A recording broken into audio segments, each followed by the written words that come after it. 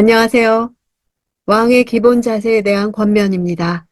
오늘 본문은 잠언 31장 1절에서 9절입니다. 1절. 르무엘 왕의 어록, 곧 그 어머니가 그를 가르친 잠언이다. 여성을 남성의 부속물로 여겼던 고대 근동의 관습을 감안하면 어머니가 왕을 교훈하는 것은 그 유래를 찾아볼 수 없는 독특한 것입니다. 여성의 위상과 더불어 가정의 중요성을 강조합니다.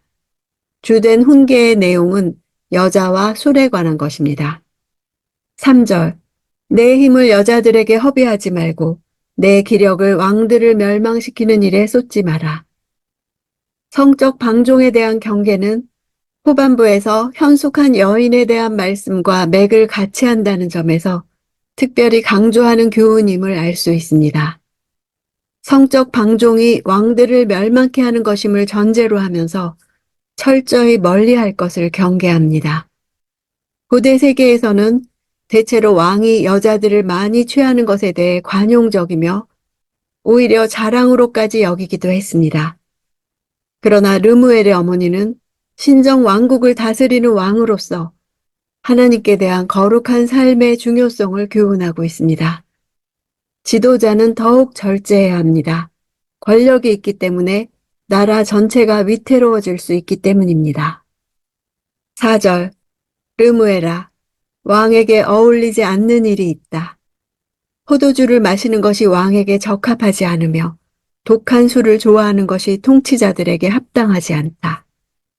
왕에게 어울리지 않다, 적합하지 않다, 합당하지 않다 하고 3번 반복되며 왕과 술과의 관계의 부적절함을 강조합니다.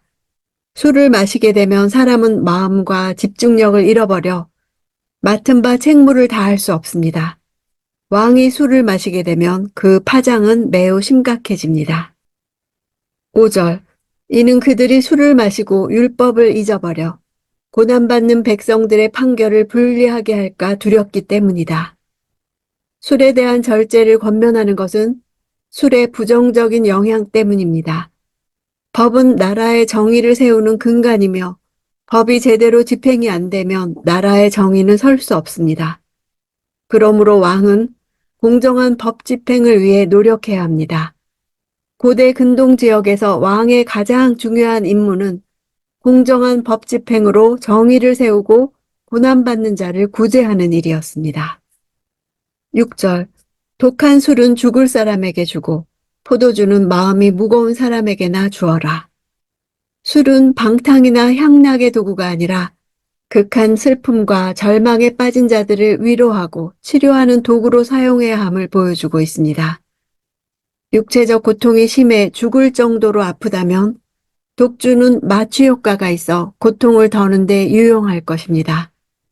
그 이면에 왕은 술에 취하여야 할 자가 아니라 이처럼 술을 필요로 하는 죽게 된 자와 마음이 무거운 자를 돌봐야 할 자라는 사실을 말해주는 것입니다. 7절. 그들이 마시고 그 가난을 잊어버리고 그 비참함을 더 이상 기억하지 않도록 말이다. 5절과 동일한 표현을 쓰고 있습니다. 5절에서 왕이 술을 마시고 율법을 잊어버려를 7절에서는 그들이 술을 마시고 가난을 잊어버리고로 되어 있습니다. 동일한 표현으로 왕과 왕이 다스려야 할 백성들의 관계를 말하는 것입니다. 왕이 술을 마심으로 율법을 잊는다면 그 결과 나라는 피폐해져서 백성도 술을 마시고 현실을 잊을 수밖에 없는 고통스러운 상황에 빠지게 될 것입니다. 반면 왕이 술을 절제하고 율법을 기억하여 올바로 정사를 돌본다면 백성들은 술을 마실 필요가 없게 될 것입니다. 왕의 직무를 상기시켜서 그가 절제하며 올바르게 정사와 재판을 베풀어야 함을 교훈하고 있습니다. 8절. 너는 벙어리처럼 할 말을 못하는 사람을 위해 입을 열어 변호하여라. 이제 왕이 가져야 할 기본적인 책무를 강조합니다. 즉 약한 자가 억울하게 당하지 않도록 하라는 명령입니다. 할 말을 못한다는 것은 자신들의 권리를 제대로 주장하지 못하는 사회적 약자들을 나타냅니다.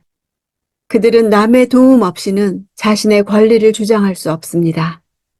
그들이 말 못하는 자인 이유는 공정한 발언의 기회를 얻지 못하기 때문입니다. 왕이 율법대로 고난받는 백성들의 권리를 보호하고 그들에게 공정한 판결을 내려야 한다는 사실을 말하고 있습니다. 9절. 입을 열어 공정하게 재판하고 가난하고 궁핍한 사람들의 편이 대해 주어라. 가난하고 궁핍한 사람들에게까지 미치는 공정한 재판은 자비로우신 하나님의 성품과 뜻을 대리하는 것입니다. 권력자들은 재물이나 권력을 이용하여 부정한 재판을 하고 가난하고 궁핍한 사람들을 궁지로 몰아넣을 수 있습니다. 공정한 재판은 하나님의 백성들을 통치해야 할 왕이 갖추어야 할 조건이자 이상적인 모습입니다. 왕에게 주는 교훈은 어머니가 아들에게 주는 가정교육입니다. 인간적인 처세술이 아니라 하나님을 경외하는 데서 오는 신본주의적 지혜입니다.